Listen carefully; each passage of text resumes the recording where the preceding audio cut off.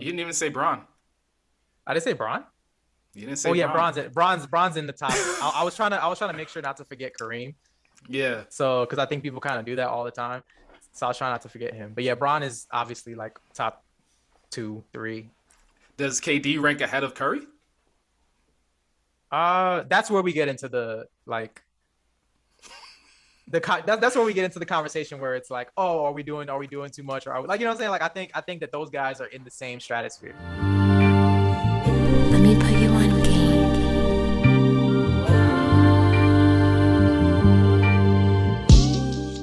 Them. And then you literally have like the biggest fall from grace going from a team in the NBA finals to a lottery team that gets the first pick to a play-in basketball team to back into the finals and champions. Like that's just I don't know, it's like a rags to riches story. Yeah, So it's nice to see. yeah, definitely. Yeah, it's an awesome story and it's an awesome team, and I want to transition into talking about an awesome player. I think that in order for this Golden State dynasty to happen, I think you have to be led by a guy like Steph Curry, who has continually sacrificed his body and his standing on the team with taking a backseat to a guy like Kevin Durant. And then once KD leaves, you know, sticking with the organization and sticking through those hard times and actually coming out on the other end. I was even thinking about Steph's, you know, he's celebrating on the court. He's, you know, emotional. I don't know what watching players get emotional always makes me emotional. So I'm just like, you know, I'm like almost shedding tears with him too. But yeah, and I think it almost showed me as well that this championship probably means more than the ones in 2017 and 2018. Yeah. Um, I think those championships were more expected. They were kind of a matter of fact. Like we kind of knew going into the season what was going to happen, and it happened.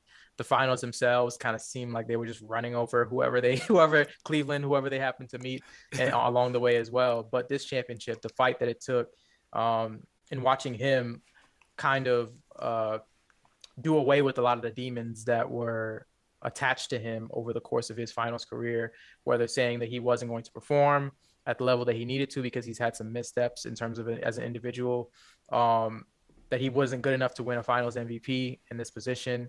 And I think he proved that. He averaged 31, 6, and 5 in the finals on really great percentages. He made timely shots. He was a threat that they could not stop. And I think Steph was amazing. And I think that he's kind of emblematic of what the organization needed at the right time. Even looking at his draft, I think that Steph is one of the biggest overachievers of all time. I think coming out Mm. of Davidson, I don't think anyone would have thought that he would be what he is now. You know, I think that they thought that he was going to be a microwave scorer, maybe like a Lou Williams type guy, or a guy that was going to be, you know, a solid scorer at the NBA level. But for him to turn out to be one of the greatest players of all time, I think that that's incredible, and it speaks to, you know, who he is as a person and his work ethic and his talent. Yeah. No. Yeah, and it then begs the question, where does he rank all time? We gotta do it. We gotta We do it. gotta We gotta do. do Do it. we? Do we have to do it? You know, it's like a question. Can we just enjoy the moment for what it is without just Litigating it. yeah, you know, like can we have fun and just say this is a great performance and I love to see guys be great instead of saying, who can I take a crap on in the history of basketball in order to make space for Steph Curry? You know what I mean? Like, what are your thoughts on That's that? fair. I think it's just fun barbershop talk. I do think that it is a disservice to NBA players to of the past, especially to kind of move them out of the way to continually make room, especially when we talk, if you're talking top 75, I understand. But once you get into the top 10, 15, I think that you're just talking about like tiers of greatness, you know, in terms of how these guys sit and where they sit in NBA history. And there's so much involved in terms of what era they played in, and there's so much context that's needed. But I think that Steph kind of puts himself into the conversation now. Mm, I think that maybe a couple years ago, maybe in 2016, if you would have said Steph was top 10 all time, you would have looked at them crazy. But now I think that whether he is or isn't in the top 10, I think that you can look at it and be like, all right, you have Steph Curry top 10. Like I can't really hate on that. If even if I disagree, like I can't really, you know, poo poo on your take because I think that he's earned, you know, he's a 4-time champion, you know, 2-time MVP, one of the best scorers, the best shooter ever. So I think he has the accolades to kind of sit at that table. But I mean, maybe we should talk about who's at that table if we Mm. want to contextualize like what his greatness is. So who are we Yeah. talking?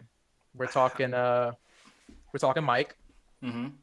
Kareem, Yep. Magic, Mm-hmm. Bird. Sure. Don't sure Bird. Kobe, Right. Tim Duncan. Mm-hmm. Uh, Probably have an argument for Kareem. You already said Kareem. I said Kareem, not Kareem. Hakeem. Yes. Allowed you Not wrong. a not a. You don't need an argument. The dream was amazing. Uh, Shaq, uh, KD. It's tough. Who am I missing? Am I missing anybody out of the top 10? Yeah. Some There's big a big one. names. Yes. Literally big. Two literal bigs. Oh well, yeah, Russell and Wilt. That's 11, my brother. Uh, yeah, that's tough. I mean, you could argue Oscar Robertson. There's a couple guys. Yeah, it's a lot. It's a lot of different guys.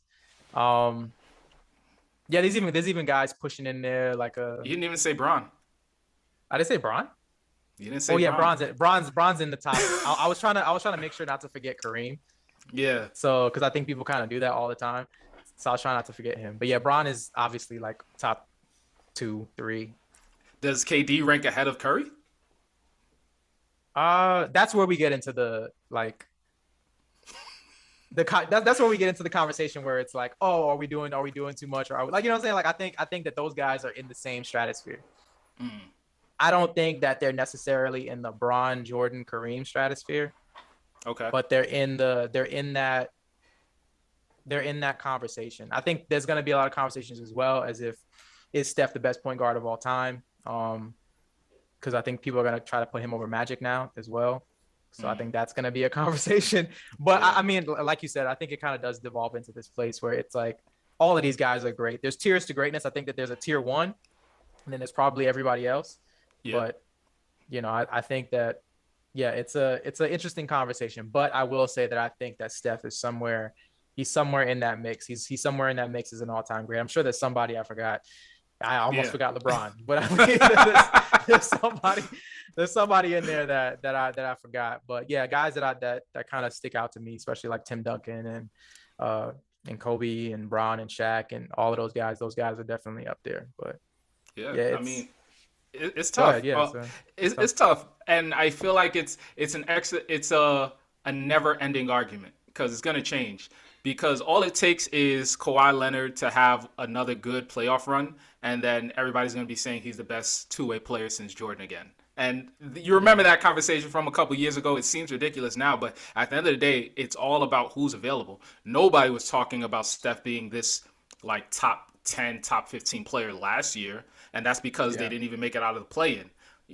Who was talking about Giannis being maybe a top 20 talent or the most dominant player, but after a finals run and MVP and some of the greatest performances we've ever defensive seen in the player of the finals, year, like it, you know, you got to have the conversation. you got to have the conversation. So it's all based on context, it's all based on recency. So everybody is just talking out their neck, and I think it's fun. I like the conversation, but I also think let's enjoy and celebrate more than we criticize, critique, and put others down for the sake of propelling someone else. Yeah, for sure.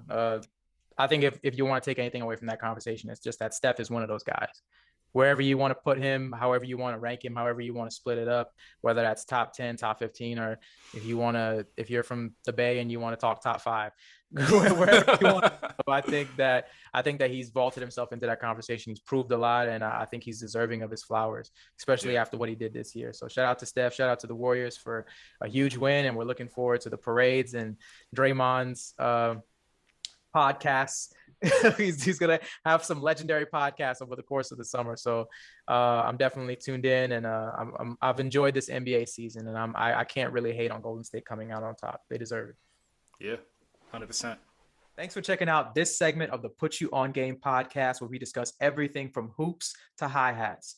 Give us your thoughts on the video in the comment section, and you can also find the full podcast in the link in the description below. Don't forget to like, share, and subscribe for more content.